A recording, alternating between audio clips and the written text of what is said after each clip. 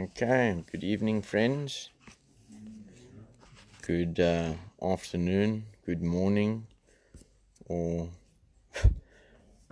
to wherever you are and seeing this, even if you see it sometimes afterwards. I just maybe got a bit of a request tonight, with it being Saturday night, maybe like in South Africa, if the bottle stores weren't closed, I think a lot more people would have been waking up to chaos this morning, whether they the one drunk or the family member of the one that's drunk or drugged or making trouble. So my request this evening is, with it especially with it being Saturday, and a lack of what I believe recovery stimulation and better life stimulation or information, anywhere outside of a rehab sort of, is there's a massive lack of that. I just want to ask maybe the friends and people of us that do watch, if we're trying to reach as many people as possible for recovery purposes and for purposes to remove the stigma, and that so that people can heal. Obviously, not only the addicted person, but any person and parent that's going through something, that can maybe see that there is hope for them and their loved one and their situation. So if our friends could just maybe do that, and then share our videos and things, that would probably be more appreciated by the people that it reaches than appreciated by us. How's it, Lee? I feel a little bit like the UK here, Lee, with the temperature dropping. And so I just want to read a very short passage, because I couldn't remember it out of my head, because it's a bit of long-term substance abuse. But it's getting better. So before I go over to Mr. Hall and what he has to share, we just obviously again, like all our regular watchers and to the new people, that if this has helped you, it could probably help somebody else as well. And if you could share that. So it's called The Awakening, and that is it's something that happens in sobriety. Excuse me. It's something that happens in sobriety or recovery, or sometimes even just in life. And I'm just going to read the first paragraph, and I'm sure people can identify possibly with this sort of experience. And we have continuous light bulb moments and awakenings in our life. And when I read this, I believe that this is something what happened to me. And that's the reason why I ask you people to share, is that it could happen for somebody else as well. So it goes like this. It's called The Awakening. A time comes in your life when you finally get it. Okay, in my case, it took a little bit long, but I did finally get it. When in the midst of all your fears and insanity, you stop dead in your tracks, and somewhere the voice inside your head cries out, enough. Enough. And I think that is what parents experience. I think that's what loved ones experience. What people in abusive relationships experience. What people in life experience. Something needs to change. And sometimes we live the situation out to the bitter ends, and it gets worse. Sometimes we hear a message of hope that just sparks a light bulb, and that helps us to change. And when something in your head cries out, enough fighting, struggling and holding on, and like a child quieting down after a blind tantrum, your sobs begin to subside. You shudder once or twice, you blink back your tears, and through a mantle of wet lashes you begin to look at the world through new. And that's what can happen when somebody sees some kind of hope from somewhere that change. And in recovery, they say that this is your awakening. And by us repeating things, by us message and all of that, things were repeated to me continuously, but eventually the penny dropped. And that is what we want to happen all over. So, welcome, good evening, good morning to wherever you are and whenever you do receive this video. And also maybe just do your bit for us and for other people to share it. Thank you for watching. I'm going to give it over to Mr. Hall tonight. Yes, Richie, jails, institutions, and death. I've done 2 of those. So if I don't stick to my guns, then the next one is probably death. I've done the first 2, jails and institutions, a couple of times. They should add the streets there as well. I've done that a couple of times. And yeah, so I'm going to hand over to Mr. Hall now, and then hopefully you get something out of that and share it so that we can carry the message of hope to the still suffering addict, parent, loved one, and all. Thank you. All right. Yeah, thank you, Kurt. Good evening to all of you. See you online, sober. You know, we go through this program and a lot of realize that we talk about the steps.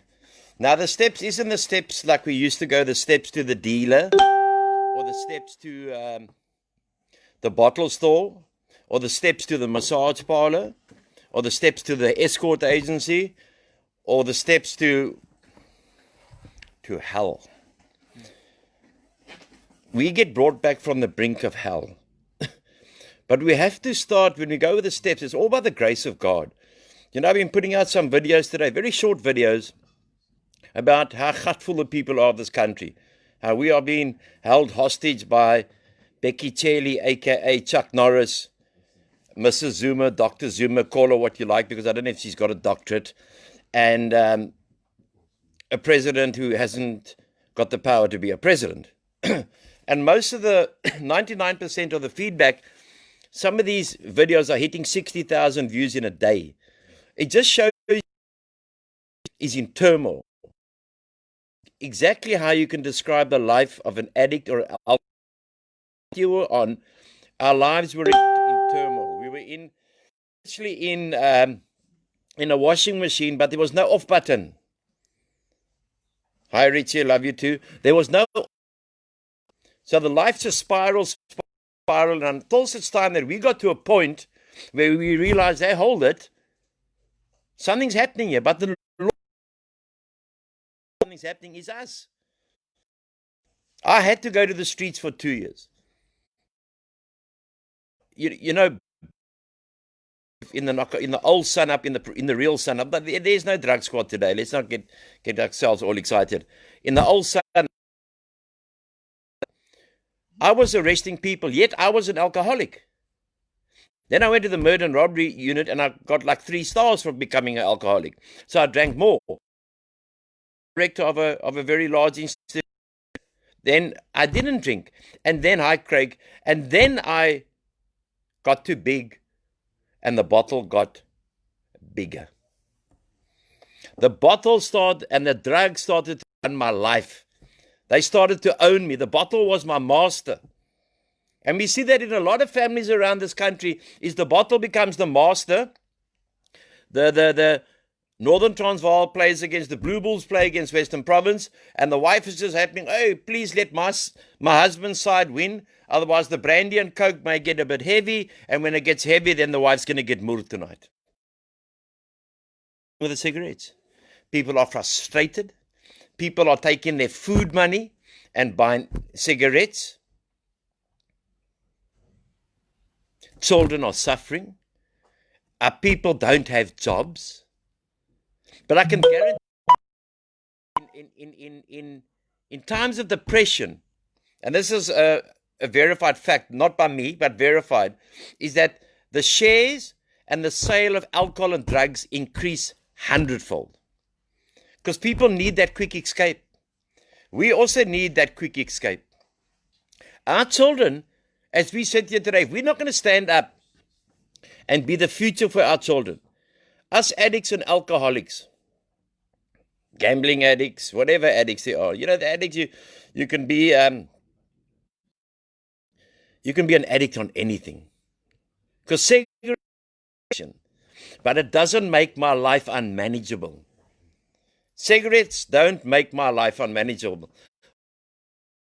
My life becomes unmanageable. So what happens now? The person's in recovery and he's fidgety and there's no meetings to go to. There are no meetings in the world to go to at the moment. But now they're starting to open up. I see my good friend Donald Trump.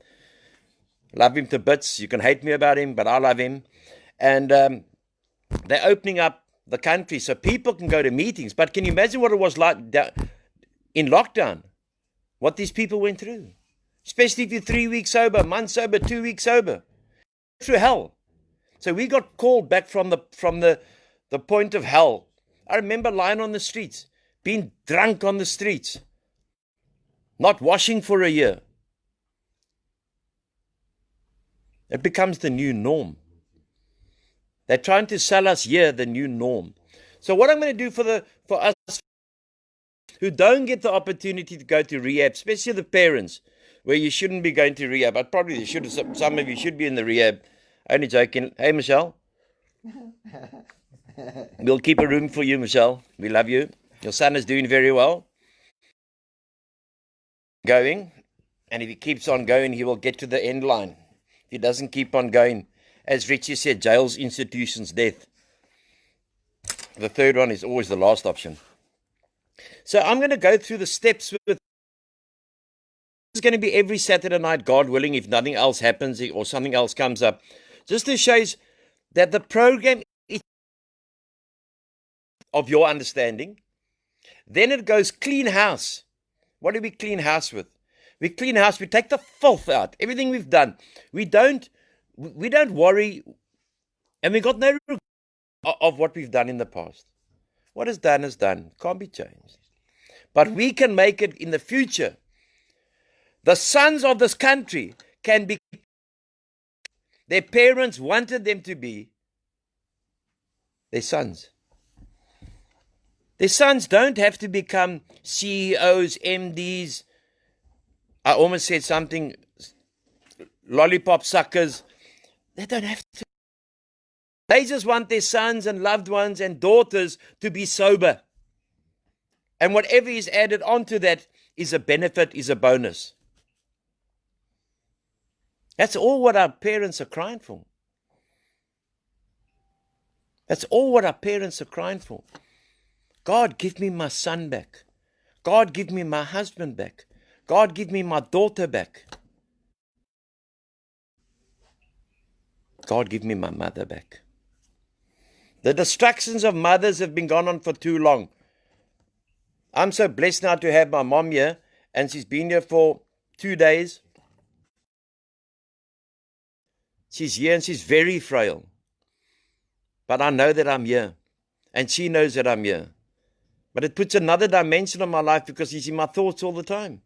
Do you spend enough time with her? Don't you spend enough time with her? A business to run. And I know my mother. And my mother will just want me to run my business, to do my calling, because she's got a sober son today. That's all it is. So we're going to start with step 1. And then every week we'll try to get through it. So then all you, like Michelle from Constantia, they're very rah-rah, but there's a lot of drunks and alcoholics, porn stars, them all in Constantia. We all these places. If you want coke and a porn star, go to Constantia. Now, Michelle is not a porn star, who I'm talking about. Because alcohol and drugs doesn't differentiate. That's quite a good word. Whether you're rich, poor, black, white, colored, kham, white trash, whatever, it doesn't discriminate. Richie, they ripped me off at computer, mate. And the computer was, when it went in there. But luckily we had someone here to fix it on the farm, but I didn't lose my serenity. I accept the things I cannot change. If that was 15 years ago, probably would have burned Computer Mania down. But we don't do those things anymore. Because remember, Kurt Schiller used to burn down a butchery once. And his car. So we do insane things when we're drunk and we're drugged. But we also have to be a bit funny and have enjoyment and laugh and rip each other off. Hey, Richie, I want to take you to Port Elizabeth again. I love taking you to PE. We have to laugh. If we don't laugh and we're just going to be dry drunk, but there comes a serious time when we don't mess around.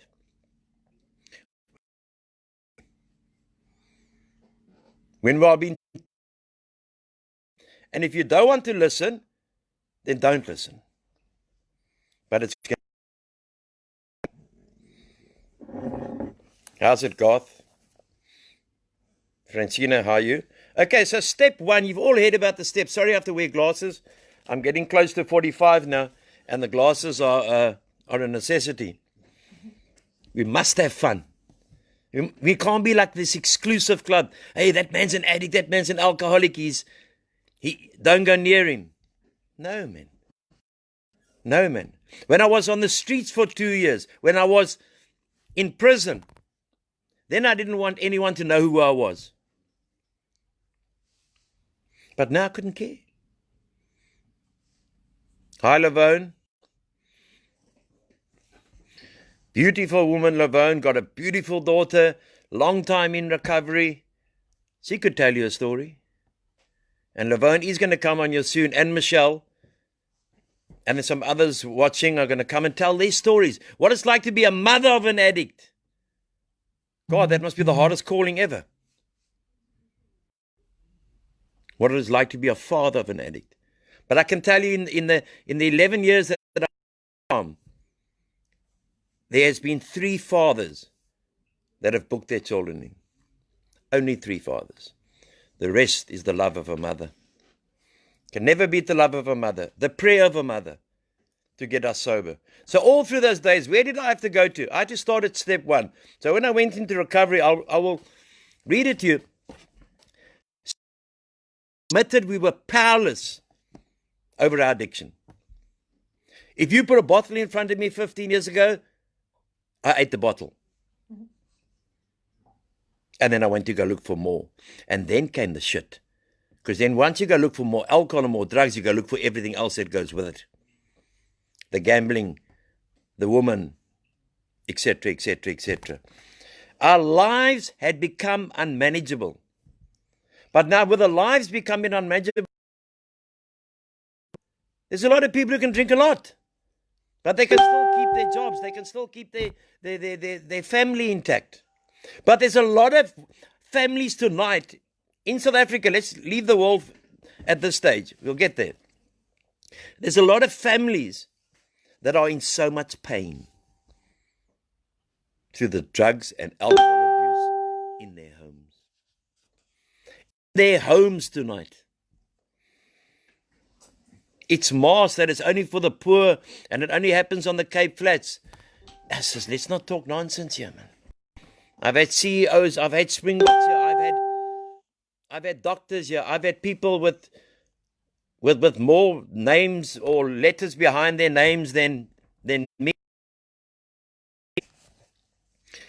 But we must admit, so step 1 says we admitted we were powerless over alcohol, drugs, that our lives have become unmanageable. That doesn't mean, because I'm also powerless over the wind. I'm also powerless if it rains. I'm also powerless if my car doesn't start. I'm powerless if my girlfriend doesn't talk to me, which you wouldn't do that. I'm powerless, but it doesn't make my life unmanageable. Or we wouldn't have this discussion tonight if our life had not become unmanageable.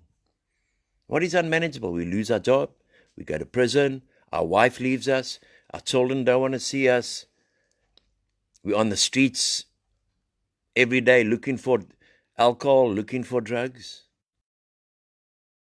street prostitutes. I don't think so. Graham is one of those pure guys.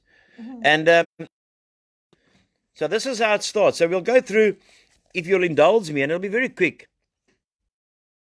I don't talk about the steps. You know, we talk about our life story. Now, I don't want to tell you my whole life story, what it was like in prison, what it was like there, what it was like there, because we've done half of that. And we've had some beautiful talks this week. We've had Carl, we've had Kurt, and Graham the Great will talk again tomorrow. So step one, and I hope for those who've heard it before, enjoy it, or not enjoy it, get some knowledge out of it. It's all about knowledge. Because our children at the moment are at war against the evil of drugs and alcohol. Drugs and alcohol is destroying more families than anything else in this world, even the virus. Who cares to admit? This is the book I'm reading from. It's called The 12 and 12. It's official book of of Alcoholics Anonymous. It's not crap I'm reading to you. It's conference approved. And I was lucky to go and give a talk in America at this very place where this book was made, in Akron, Ohio, where it was beautiful there. Who cares to admit defeat? There's no one here. The 12 steps is not only for addicts and alcoholics. They're for normal people. Practically no one, of course. Natural instinct cries out against the idea of personal powerlessness. It's like when someone wants to lose weight and they can't lose weight. Are they powerless because they can't lose weight? Or they're eating 15 hamburgers a day and expecting to lose weight? It is truly awful to admit that, glass in hand, we have warped our minds into such an obsession for destructive drinking that only an act of pride can move it from us. No kind of bankruptcy is like this one. We were bankrupt, remember? Spiritually, mentally, physically bankrupt. Alcohol had now become the creditor, bleeds us of all self-sufficiency and all will to resist its demands. Once the stark fact is accepted, our bankruptcy as going human concerns is complete. But upon entering recovery, we soon take quite another view of this absolute humiliation. Every man and woman has got pride, dignity. But when you are stripped from this, no one wants to admit defeat. We perceive that only through utter defeat. I had to go to the streets in prison, otherwise I'd be dead today. I've never been to a rehab in my life. I own a rehab, but I've never been to a rehab. Sorry, I'm just standing on the dog under my feet here. There are too many dogs. This drunk had to go to the streets. This drunk had to be humiliated that I'd walk to work after I was driving a cabriolet BMW 3 weeks before that. This drunk had to sleep on the streets. By the grace of God, I'm sober tonight on a Saturday evening. Hallelujah. We perceive that only through utter defeat are we able to take our first steps towards liberation and strength. Liberation means freedom. I've always said that. I've always said that around the world, wherever I've gone to talk. It's the freedom, our own road to freedom, our walk to freedom. Mandela did a walk to freedom, and look at the country today. It's fucked. Excuse my language, ladies and gentlemen. But that's just the way it is. Let's call a spade a spade. Our children are under siege. Our mothers and fathers are under siege. Our homes are under siege. People's jobs are under siege. It's not right. It's going to make more alcoholics and addicts. Our admissions of personal powerlessness finally turn out to be a firm bedrock upon which happy and purposeful lives will be built. If we continue doing what we're doing when we get sober, you will have a happy and purposeful life. But you can't expect to go from right in the gutter like I was and become the CEO the next day. We know that little good can come to any alcoholic or addict who joins recovery unless he has first accepted his devastating weakness and all its consequences. We're not bad people, we're sick people. We're sick people. And we must be treated like sick people. Until he so humbles himself. Humility is the teachability we look for in life. His sobriety, if any, will be precarious. Can't have, if we're not going to be humble, we can't be teachable. So if you're teachable, be humble.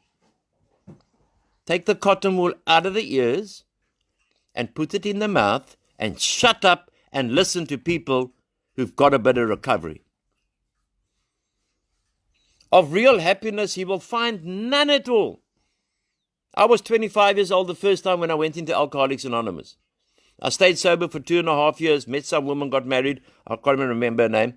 And I relapsed because I didn't listen to my sponsor. Anthony, don't do this. Anthony, don't do this. No, hold it. Let me write the manual for recovery. Unhumble. Got cut at the knees.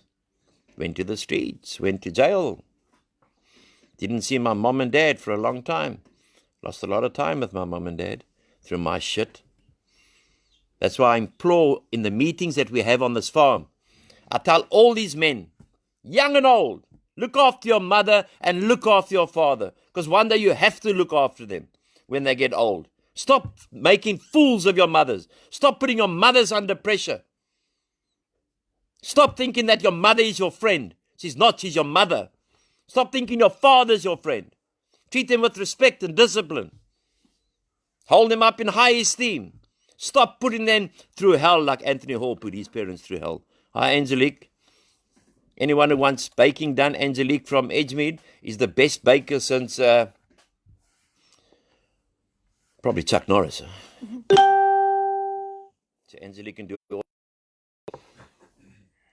Until he's, and she will tell you, I haven't seen Angelique now for years. Her and her loved one, and her mom who was at school with my mom, will tell you about drunk Anthony. See, when we come into rehab, we're all sober. We all look like sweet angels. We're all virgins.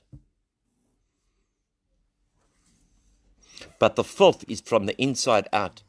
So you can come into rehab and put on weight and have a six-pack and muscular, etc., like I am, but be dirty inside. I wish. Our stomach's getting a bit big, but we'll make a plan, eh? Of real happiness, you will find none at all. What do we want to do? How many times did my mother and father say, Anthony, come here. Anthony, our friends visit. Christmas, you're not... Anthony, don't really come for Christmas dinner or Christmas lunch. Can you come a bit later? They didn't want me to come later because Father Christmas was only going to be late. They knew that if I took a drink, I couldn't guarantee what I'm going to do next. That was the problem. They loved me. My mother loved me. She used to say to me, Anthony, I love you so much, but sometimes I don't like you. She wrapped it up. Proved beyond doubt by an immense experience, this is a fact of recovery. Principle that should find no enduring strength until we first complete defeat is the main taproot from which our whole society has sprung and flowered. When first challenged to admit defeat, most of us revolted. People go to rehab before they get the point. And yeah, I must blame the parents as well. It should be one strike out. From today. Leave the old rehabs. From today. You don't want to listen, you don't want to go to rehab, you want to run away? Go run, go be a big man. You want to be a big man, go be a big man. Or you section them. And it's spare my feelings, save my life. You're not going to section them or be hard on them because you want to be hard unless you want to watch them die in front of you. Like my mother was busy dying in front of me and she put me in prison in Paulsmore. Thanks, Mom. And I hated her. I hated my mom. But she saved my life. We had approached AA recovery expecting to be taught self-confidence. Then we had been told that so far as alcohol, drugs is concerned, self-confidence was no good whatsoever. In fact, it was a total liability, which is the opposite of an asset. Our sponsors declared that we're the victims of a mental obsession so subtly powerful that no amount of human willpower would ever break it. Have you ever had diarrhea? Try willpower. Relentlessly deepening our dilemma, our sponsors pointed out the increasing sensitivity to alcohol and drugs, an allergy they called it. The tyrant alcohol wielded a double-edged sword over us. First, we were smitten by an insane urge that condemned us, then by an allergy of the body that ensured we would ultimately destroy ourselves in the process. Few indeed were those who assailed had ever won through the single-handed combat. We had war. Ladies and gentlemen, we had war every day of our lives. But dependent on our spiritual condition. Depending on our spiritual condition, we stay sober. There's no man or woman on this earth who can't stay sober. How about NC Kurt? Camel. Yeah, let's go Camel. Thank you. Sorry, people, if you smoke, but we got Camel at the moment. It's just one of the perks of known gangsters. And this had been true, apparently, ever since man first crushed grapes. In recovery, none but the most desperate cases could swallow and digest this unpalatable truth. Recovery is not for sissies. Huh? You either want this or you don't. Half measures availed us nothing. We stood at the turning point. Even their last gaspers often had difficulty in realizing how hopeless we actually were. Who wants to lie on a park bench? Who wants to lie in prison? Who wants to lie in a shop door entrance? But a few did, and when these laid hold of principles with all fervor, with which of the drowning seas life preserves, they almost invariably got well.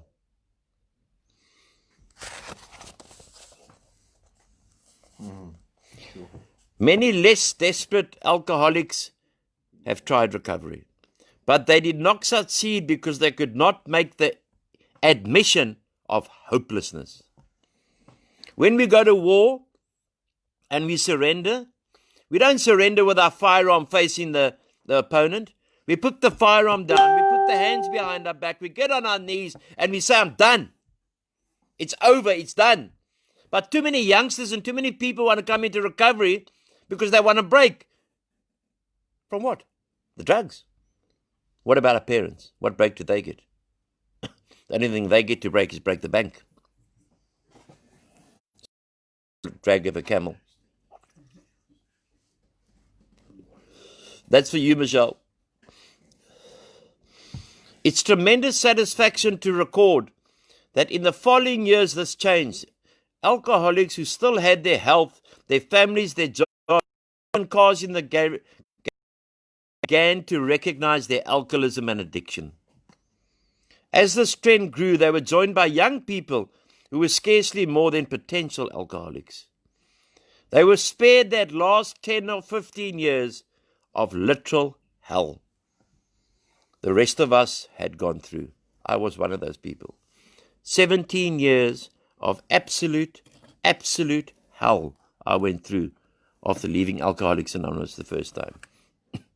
That's when my homelessness, my prison, putting my hands in rubbish bins and eating out of rubbish bins came. Picking up toppers on the... because you got no money. Teeth in my mouth.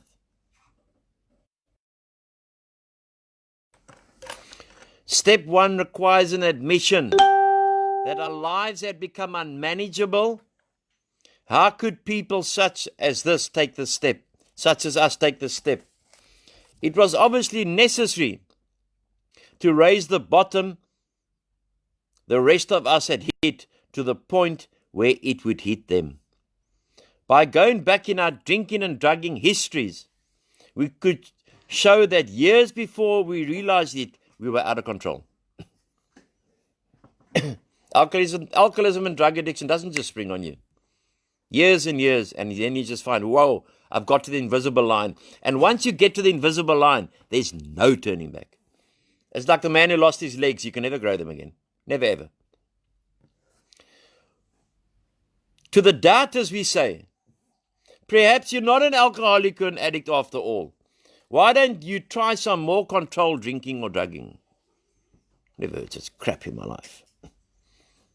Bearing in mind, meanwhile, that we've told you about alcoholism, and a lot of people come into a drug rehab, an alcohol rehab. We're a rehab for any kind of addiction, and they come in and they're on drugs, and they say, if I don't take drugs, I will go and drink. Now I know a lot of people that have gone out. They were addicts, they were drug addicts, and they drink, and they're fine. Their life is not unmanageable. But I could never do that, because my addictive personality would eat me up. I'd be back on the streets, dead or wherever. It is when we discover that one alcoholic had planted in the mind of another the true nature of this malady. That person could never be the same again. By the grace of God, in 27 days, I'll be 15 years sober. 15 years sober, and I've been through a lot in 15 years. But I've never had the need to go and pick up a drink or a drug. Only God's grace over my life can have that. Nothing else. Following every person could never be the same. Following every spree. Every time I got drunk, I told my mom, I'd never drink again, Mom, I'll never drink again. And while I'm getting sick in the toilet, and I don't know if any of you got sick in the toilet, I doubt it. But I know the guys here have. Because the crowd is sitting here, the guys in the rehab, is that my false teeth would fall out, and then I would say, I would never drink again, Mom. And then I would pray to God and say, God, just take me through this binge. Take me through this withdrawal, and I'll never use again. And then I'd look further into the toilet bowl, and in the toilet bowl was made in China. Everything's made in China these days. Hope we're going to change the toilets. But I don't get sick in the toilets anymore. But as soon as I felt better, I started again. I forgot where I came from.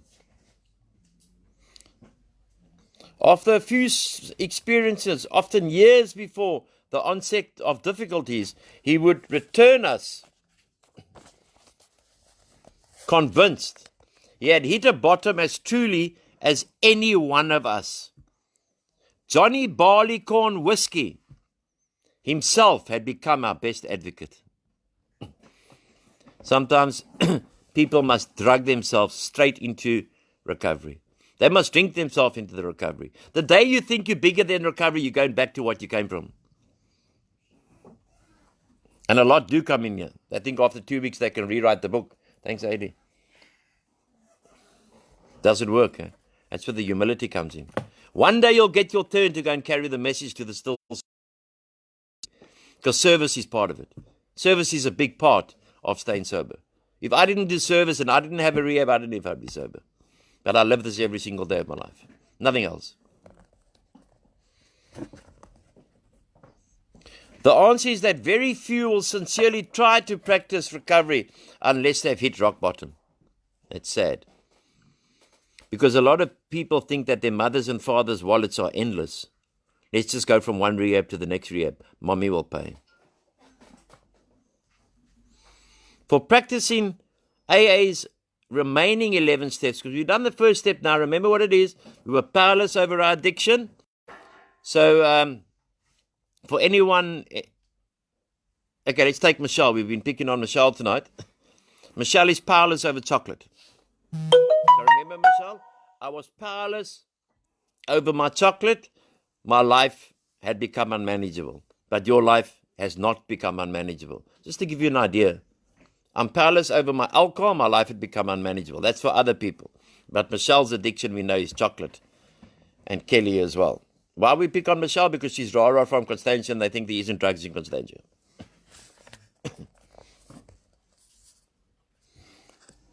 Who wishes to be rigorously honest and tolerant? Not honest. Honest, there is no such thing in addiction recovery. Rigorously honest. Mean like down to the, let me get the filth out of me, right down to the core. Who cares anything about God when we're drinking and drugging? Let alone meditation and prayer. Who wants to sacrifice time and energy in trying to carry the message to the still suffering addict and alcoholic? That's what keeps us sober. Is any chance of getting that done, my brother? That's what keeps us sober. By carrying the message to the still suffering addict and alcoholic. Go. Story. Drugs took me. My brother, I'm not trying to convince you to come to a rehab. I'm not trying to convince you to stop, drinking or drugging. What I am trying to convince you, I'm trying to convince you to save your life. Take it or leave it, my brother. And you go carry the message. Carry the message is tell them your story without glamorizing it. We're not in Hollywood. If you want to glamorize stories, you go to Hollywood. Or Bollywood. Bollywood's even better. Hollywood we've seen is a bunch of prima donnas. Camel White. Anyone want cigarettes in my inner circle? You can call me. Who wants to sacrifice energy and time? The average alcoholic and addict, self-centered in the extreme. It's all about me. When I was drinking and drugging, it's all about me. Me, myself, and I. Pour me another drink. That's what it's about. Son or daughter will lay on the couch. Mommy will bring the food. They will do the tuck. They will put the TV on, play TV games, and watch porn. Sound familiar, boys? Okay, the group here is agreed. Except Michael.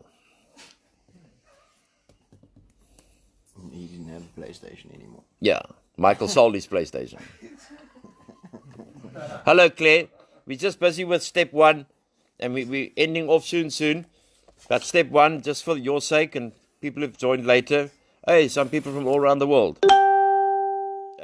It's lovely that we can talk like this all around the world to each other, and we're sober on a Saturday night, and there's a lot of love, a lot of unconditional love. You know, we were blessed today with some furniture and another fridge because you need to keep things refrigerated. You don't know what's going to happen. And blessed us with sandwiches for the guys, but they're not going to get many of it because they like to eat. Because they cross-addict. Cross-addiction is heavy. I remember me giving the talks at your place, Claire, at your business. And you bring in the Chinese people. I think it was the Chinese people you brought here. Yes, that's right. Okay, we must do that sometime again. But not the Chinese. You can bring someone else, you know what I mean? Under the lash of alcoholism and addiction, and we discover the fatal nature of our situation.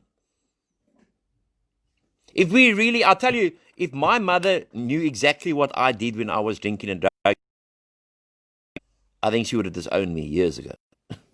Like Kurt Schuller. If his mother or father knew exactly what he did, besides burning down butcheries and burning cars and all those kind of things, and playing games on the railway line, but I won't take his inventory now. But look how he's come right. No Border Circle, Edgemead, or the Bridge, or Summer Greens gave him a chance. Camelite. Please inbox me. Look at Kurt today. He manages this place with an iron hand. He's a star. I can go away and he can just run this place. You know why? Because he knows this is the last chance. He's used up all his chances. And he's a beautiful man, and he's going out there and proving to the world what a beautiful man he is. And then it's step 1, so now you can all tell people you've done step 1. Richie, you've done step 1 again, because we haven't heard from you since you moved into your flat with Jody, so obviously you've got more important things to do. Don't forget where you come from, Richie. Hi, Teresa. How are you? Then and only then do we become open-minded to conviction and as willing to listen as thine can be. What a statement. We stand ready. This is step 1. We stand ready to do anything which will lift the merciless obsession from us. Yeah. We stand ready. Step 1. God, remember, then the steps. Never steps God, never. God, steps. We stand ready to do anything which will lift the merciless obsession from us. That is step 1.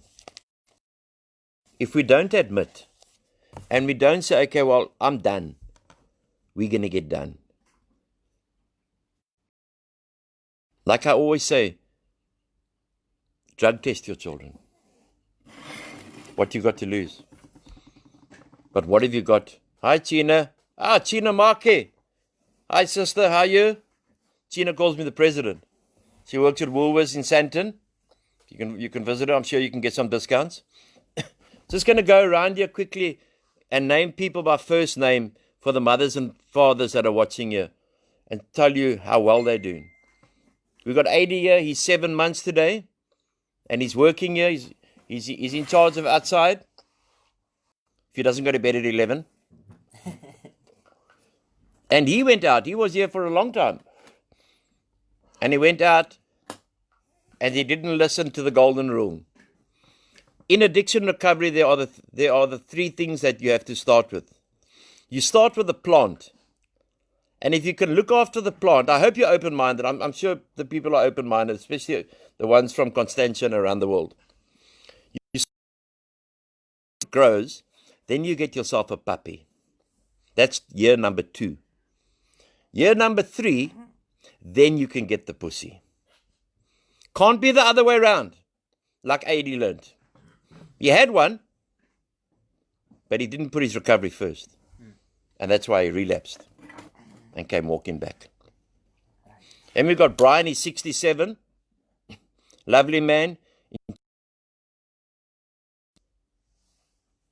2.5 years here. Sober, doing well. From a beautiful family. An absolutely wonderful family. We've got Chris Morgan, who's been here 7.5 years. From a lovely family. Everyone's here from a lovely family. Man, I haven't met one shit parent, or I've met some parents, not of the guys here, who come in here and the parents are so scared of the son because the parents think that the son is their friend. And I must explain to them every night that your mother and father, hello Elton, my attorney is watching, so anyone who wants the best attorney, he got my mom out of the old age home, he set a precedent in law, Elton Shortlist from Worcester, guaranteed. Not money hungry, great lawyer. Best lawyer I've ever had. You can contact me with anything about the lockdown or restrictions or permits or whatever you need. Litigation, divorce, marriages, you go to Elton Shortlist. You can get your number from me or Google it. Hi, Elton. So, Elton, we've done step 1 tonight, so I'm just going through the guys here for their parents that are watching and not watching. Then we've got Tank Ryan Engelke. I think a lot of you know him. Doing well. Started off well, had a bit of a dip, but now realizing, hey, hold it. One chance. One chance. There must be one chance and out. If parents pay money, I know that when I go to bed at night, which is late, we go to bed, and I put my head on the pillow, and someone leaves and relapses, my conscience is clear, because I've done the best of my ability to help them. I can teach them everything about recovery, but I cannot do their recovery for them. I can give them a brand new toolbox. Me and Kurt and the leadership team can give them a brand new toolbox. But when they go out there, they need to know how to use that toolbox. Because it's a privilege. It's a luxury to come into rehab. It's a luxury to come into rehab. Will go into rehab. The other 99% will struggle it out in meetings or struggle it out on their own. I always think of the poor. That's why I sponsor such a lot of people here. Because I'm not here to get rich. Because I got the gift of desperation. And I had the gift of desperation. Because I was gone. And I wanted to be sober. And I only got sober at the age of 41. 15 years ago. By the grace of God and beautiful people that have come in my path. So that's Tanky, baby. And Tanky's doing. Then we got Grant. Grant the Great. Grant was here for 6 months. He came in with his brother. You all know Graham the Great. Hi, Debbie. You all know Graham, Grant's brother. Grant came in here, and after 6 months he left. When he came back, it looked like he had just come from Vietnam. Broken, bruised, torn, said he got kidnapped. Bullshit story. Today he's got a job.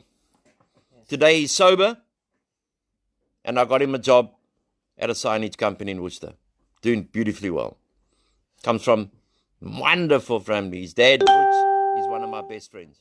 Because we don't talk shit to other, we talk straight. If you survive rail, you can survive anywhere. Yes, VJ, thank you. If you survive rail, because we are straight, open and honest to each other. Because when I used to go to a psychiatrist and psychologist, I tell them what I want them to hear. And then I tell them what I want them to prescribe as well. And then I tell them, sorry, but I can't sleep too. I get anxiety before I go to sleep. And then 3 weeks later, I go to another psychiatrist. Until all that bullshit caught up with me. And I thought I was the psychiatrist. Then we got Werner. Werner's been here for a year and 7 months. And because we got the addiction recovery and the sober. And he was a game ranger. And he's now on the farm doing. But he must just learn to drive because he seems to, every time he gets behind a wheel, he crashes his car. But a lovely person. So we must have a bit of fun as well, man. We are family here. Yeah, we are family, but we're not a family who tries dookies or walks on eggshells with each other. Here is respect, discipline, morals, and values. If you don't have that, you can F off from my farm. Because I'm not going to allow one person to infect the others. Never. Want to play games? Go to Disneyland. Then we got Bernard here. Bernard has been here for about a month. Just short of a month. Nice, pleasant, doing his thing, accepting sobriety, on the way. But don't get complacent. The problem with addicts, we suffer from other diseases as well. We suffer from the disease of complacency, and we suffer from the disease of forgetfulness. We forget. I'll try it one more time. It's like one day, he reminded me the other day, do it to me one more time. It's insanity. This one more time will kill you.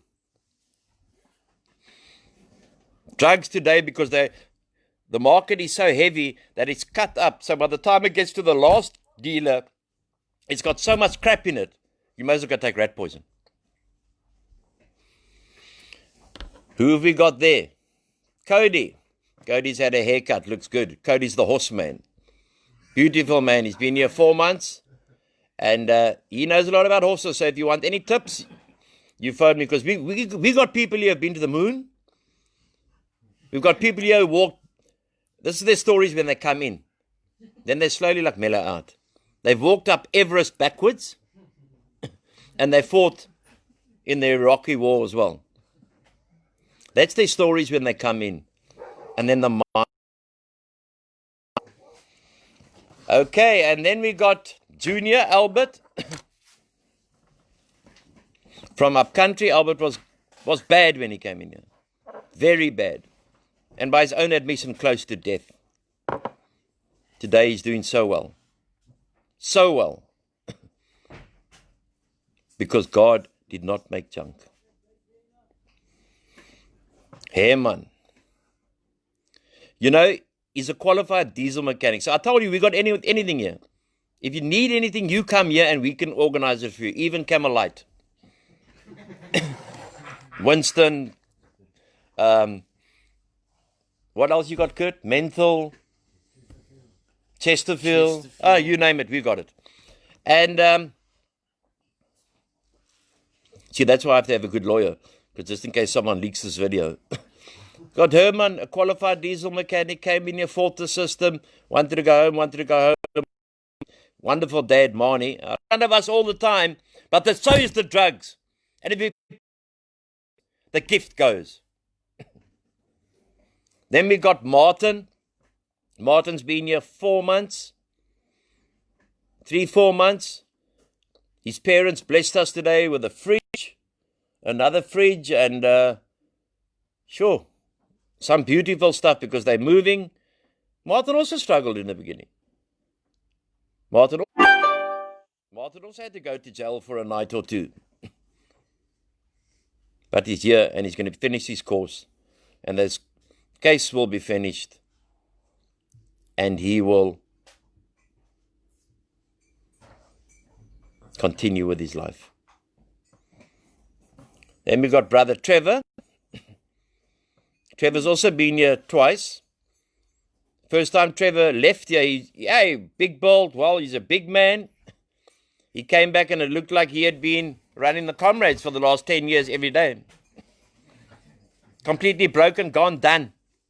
Back on the road. Because God gives mercy. We're here by the grace and the mercy. We're not here because we duck dung. We're here by the grace and the mercy. Yes, Richard Kurt is the man. Are you looking for Angie's?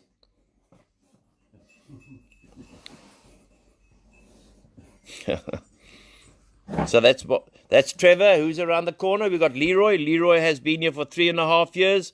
Came in and he doesn't mind me saying it because he says it openly as well. He suffers from schizophrenia.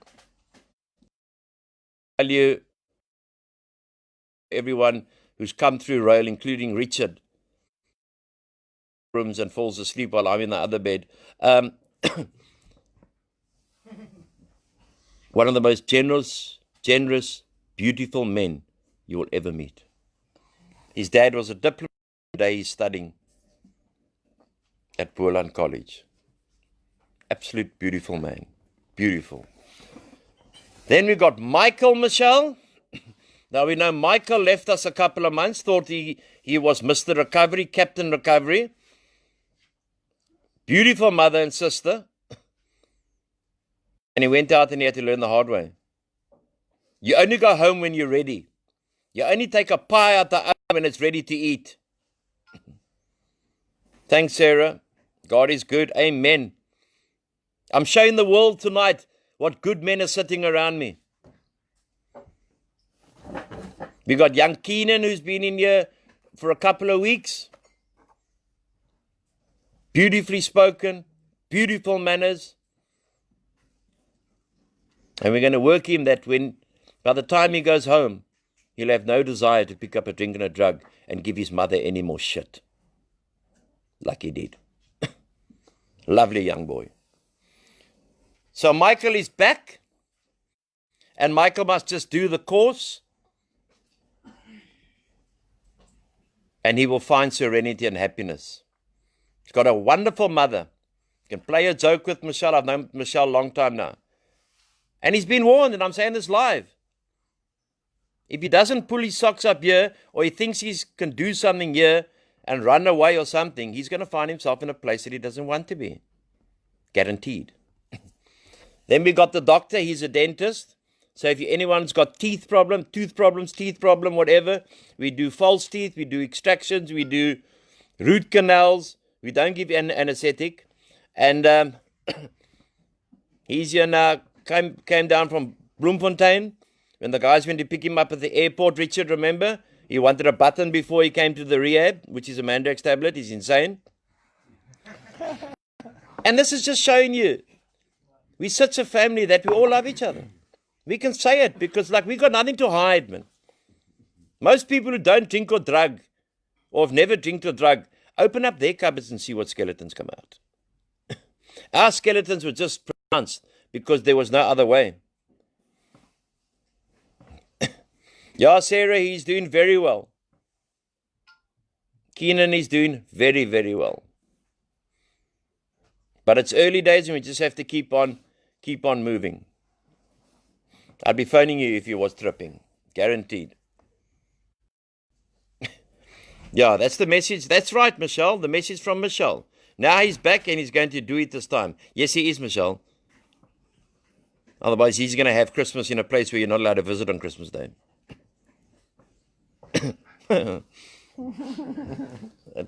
Then we got Sammy. Sammy is from Zimbabwe. He's been almost 3 years. Beautifully spoken man. Sam knows the Bible back to front. There's nothing that you can tell Sam about the Word of God. Nothing. A beautiful man.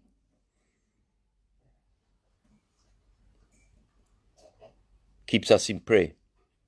And keeps us in a lot of prayer. And celebrates the Sabbath on a Saturday. Yeah, Eileen, your son is doing very well. He's doing well. You don't have to worry about him. Because we love each other here, but we don't take shit. Okay, and then we got Kobus. Kobus van die Weskus.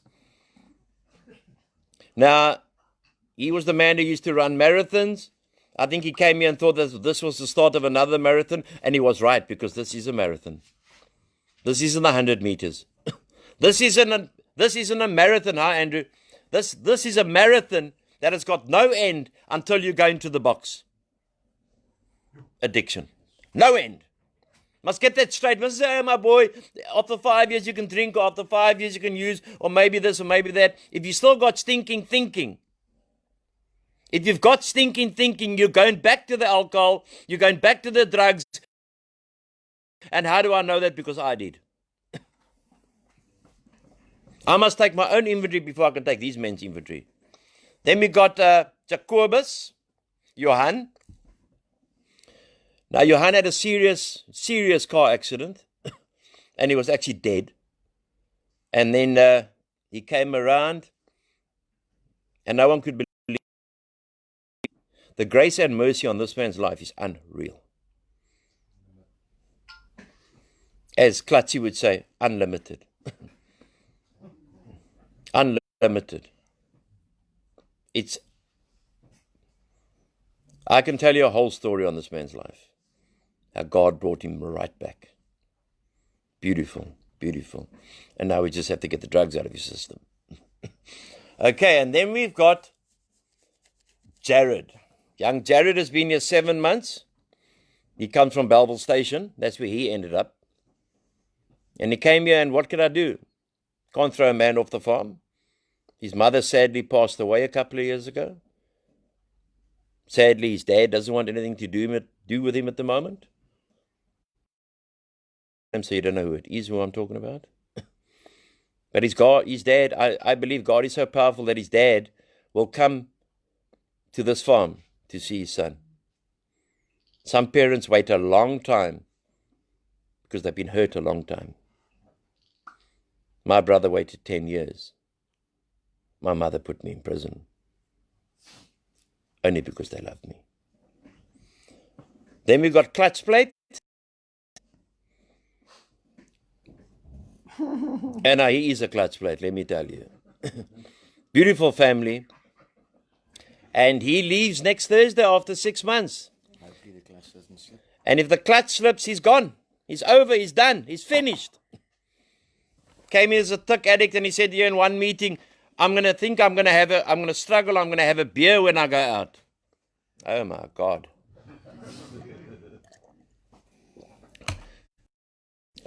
If that happens, Herman will be changing his clutch when he comes back.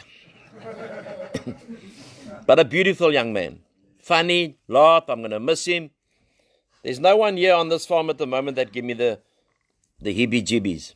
There's a lot that come in that actually give me, that when they leave after 6 months, I don't even know their name. Because they came here to F around. This is our lives. We can't play with our lives. Then we got Carl, the con. Like I said to you, we got every profession here. Carl is I almost said a tax collector. He's a tax expert and a computer expert of note. Richie, he puts you in the eyes big time, bro. Richie, he puts you so in the eyes that I would like you to come back here. He puts computer mania in the eyes. Yeah, and he puts computer mania in the eyes as well.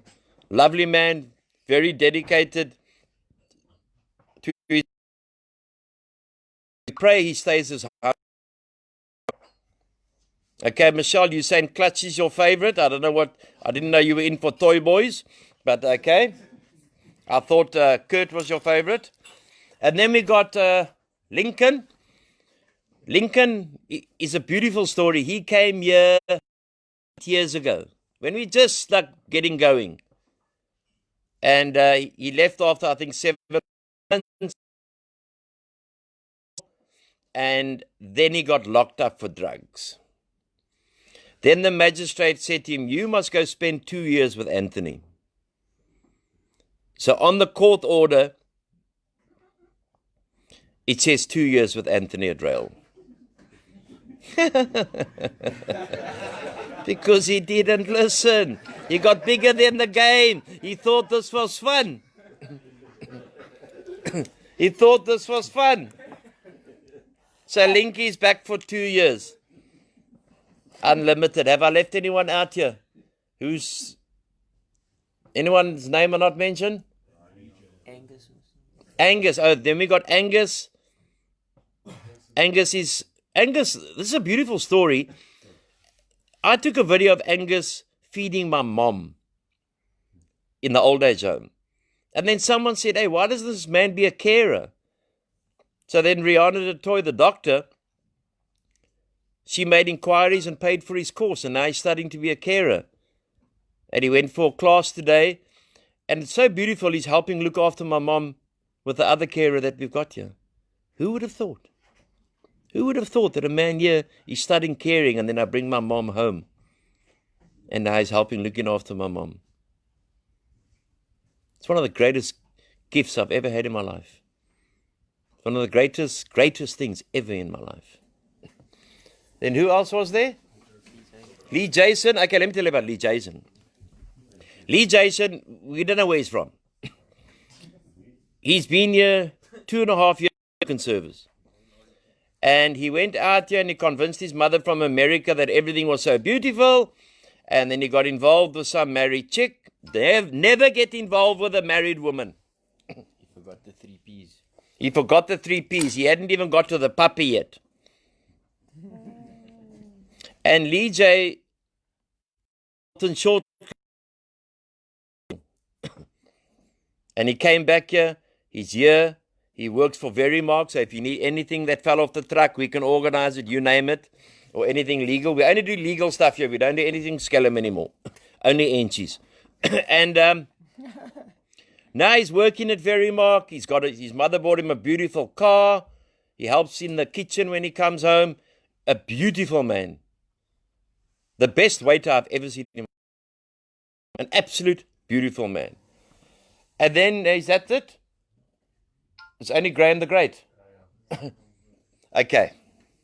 Sure. Let me just wipe my eyes here. Then we got Graham the Great.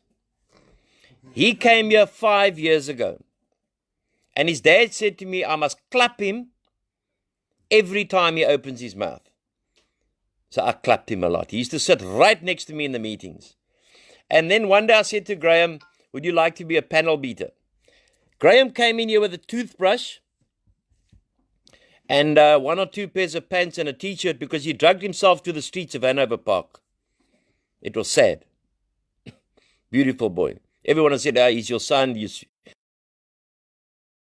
do him more than anyone else in a way of allow him to get away with things. He's my son. I love him to bits. So I clapped him right, which we should still be doing at schools. And then, please don't go tell the Minister of Education that, because you probably have been in the Constitutional Court. You can't really spell anyway. And he did a 4-year apprenticeship at a top panel beating shop. He's got his diploma. He's got his own, that he hasn't seen for a while because he's been locked down. He's got his own panel beating shop at the back. So anyone who needs panel beating, come in. The man's qualified. Can you see the gifts that is around this farm? I forgot to tell you, old Brian at 67, they used to have a big electrical company. So if you need electrical problems, you've got Brian. There's everything here. There is. Our handyman at the moment is Herman. The oak can fix anything. No, he just has to fix himself. But Graham the Great celebrates 5 years recovery in 20 odd days' time. How great is God? From being here 5 years, he became a father 4 months ago. It's still debatable whether he's the father, but we take it as the father because I've been asked to be the godfather, so it's fine. And what a beautiful boy. He's even got a couch in the lounge named after him. But he's worked hard. And he's bought his tools. And he bought his car.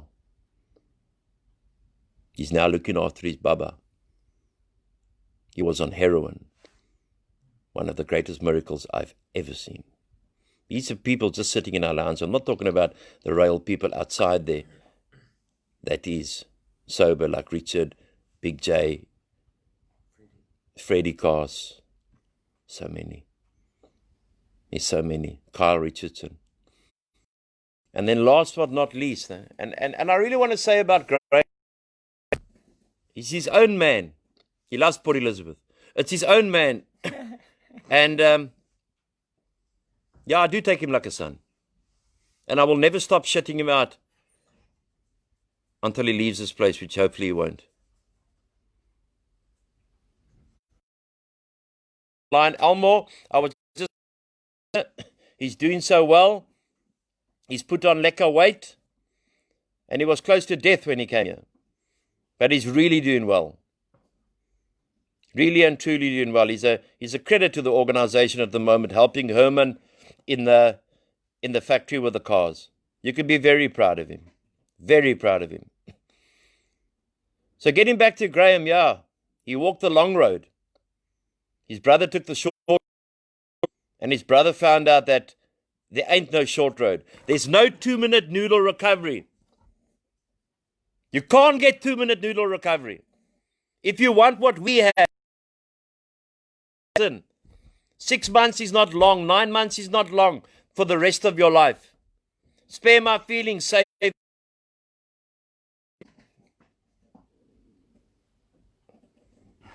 And then, last but not least, the general manager of RAEL. We've become big, but we haven't become big to enrich ourselves.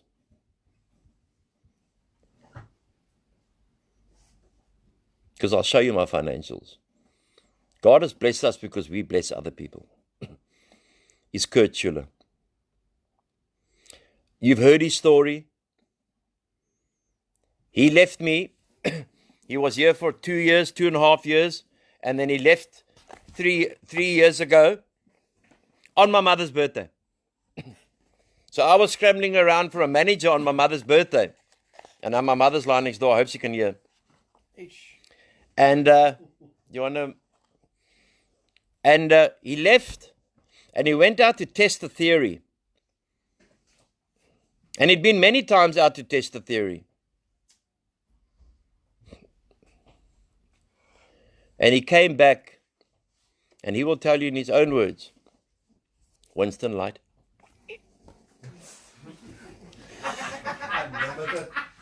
Unlimited, ruk my bro. And he came back and he tested the theory outside there. And he came back a skeleton. Today, He has a motor vehicle, a beautiful motor vehicle. He has a girlfriend. He also became a father 3-4 months ago. I believe he is the father.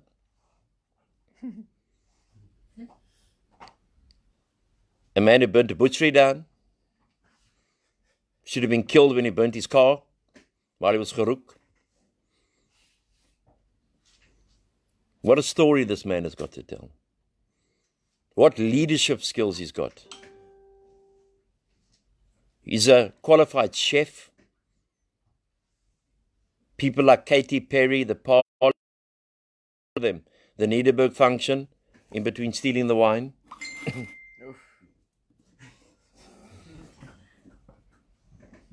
A beautiful man, like everyone else here. Don't tell me, no one in this world, even when I don't want to brag now, but like even when I've appeared so many times on TV, what's wrong with him, what's wrong with him, what's wrong with him? God, like I said, made no junkman. There are beautiful people here. Hi, Craig. They not scum of the earth, man. We got entangled in drugs and alcohol and whores and all those things. And then we decided to clean house and help others. We became how? Honest, open-minded, and willing.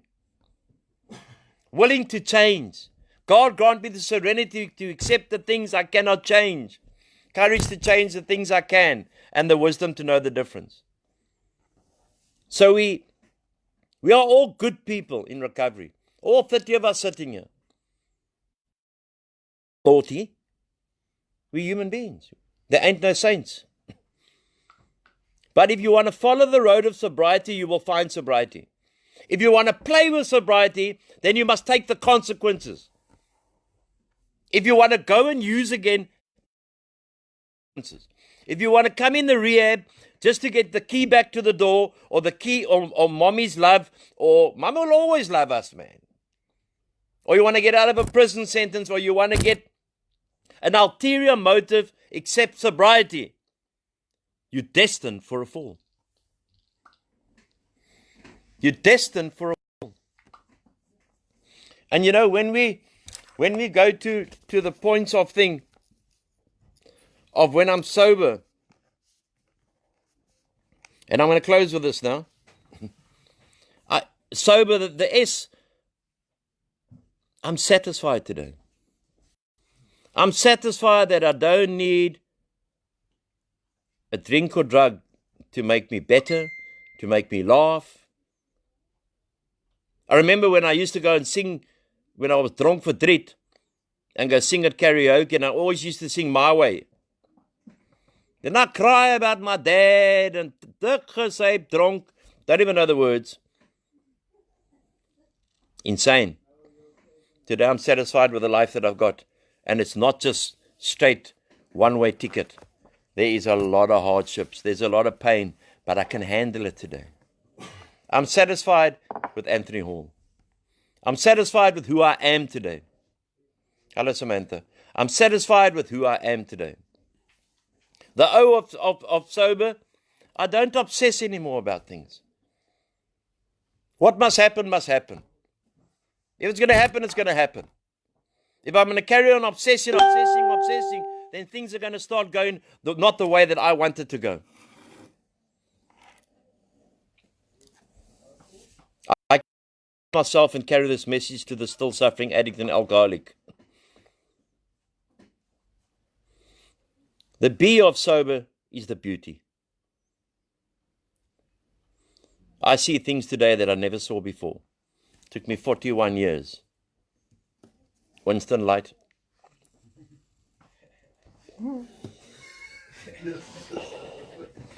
It's better than this other shit we have.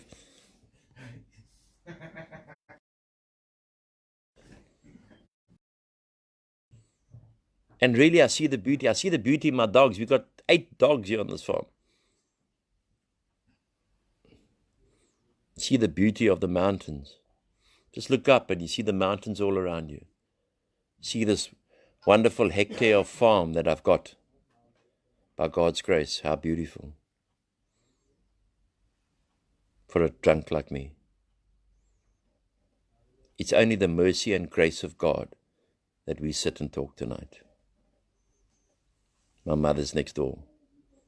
I couldn't ask for anything more. The E is the empathy of sober. The empathy for the still suffering addict and alcoholic. The empathy for the still suffering mother and father. The empathy for the still suffering brother and sister. The empathy for those who cannot afford recovery. The empathy for those who are struggling. That it irritates me when people come into a rehab and they get given the golden hand of God and they abuse it. Sorry about that, it was a technical fault. But they're not like us, because SABC used to say we'll be back, but we are back. So what really irritates me when people get this opportunity from God out of the finances of their parents or their loved ones and they bloody abuse it and they fight the system. We can't be their enemies. You can't be an enemy when you're trying to save a man's life. So when people wake up and smell the bloody roses, we'll have less addicts in this country. When mothers and fathers put those boundaries down and it's this way or no way. And the R is the respect. Respect for God, respect for myself, respect for my fellow man. Without respect, I'm doomed. I must respect from an incurable disease, but it's in my hands and God's.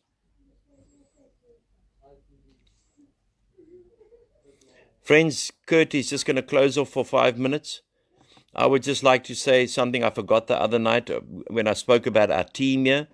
I forgot the most vital cog in the team because she does everything in the background. Lee J. Hannett. Thank you, Lee J, for every single thing you've done for all the years for me and for RAEL. Love you so much. And although you're out in England, love you so much. And you're well respected here, even though the guys haven't met you. But what you do for RAEL, hey man, you're a star. You're the best. You're the best. And you're in difficult circumstances, in a wheelchair. You're a beautiful girl. Accident. But I love you to bits. And thank you what you do in the background. For the people who don't know, all the social media stuff is done by Lee J. Besides my page, everything is done by Lee J. And now Carl is giving her a bit of a hand, so we all work together for the greater good. And the greater good is to find the suffering addict and alcoholic and give them the life that we've got. What we've got. I thank you. Kurt's going to speak now for 5 minutes. May God bless all of you that have listened to me and have heard a bit about the boys here. We don't want to go into too much detail, you know what I mean? Otherwise, mommies could say, hey, my son didn't tell me that. Hey, Lincoln. Yes, Mr. Hey, Tank. Yes, sir. Tank used to drive down Voortrekker Road. And get discount. Okay. No, love you all, and yes, Kurt. God bless you, and we'll see you tomorrow night. We will have, tomorrow is Sunday. We're going to have, Tank is going to share his story tomorrow evening, and Kurt will share for the next 5 minutes or so. Thank you for a beautiful night. I felt like we were almost all sitting in the lounge together, not just the 30-odd guys here. God bless you, and here is, yes, Kurt. Winston Light. Let's go.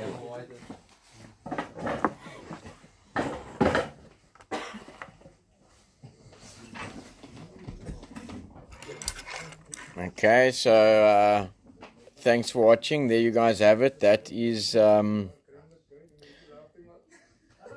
together with God's help and God's intervention, that is the man that carried the message to me and to many still suffering addicts and many sober addicts.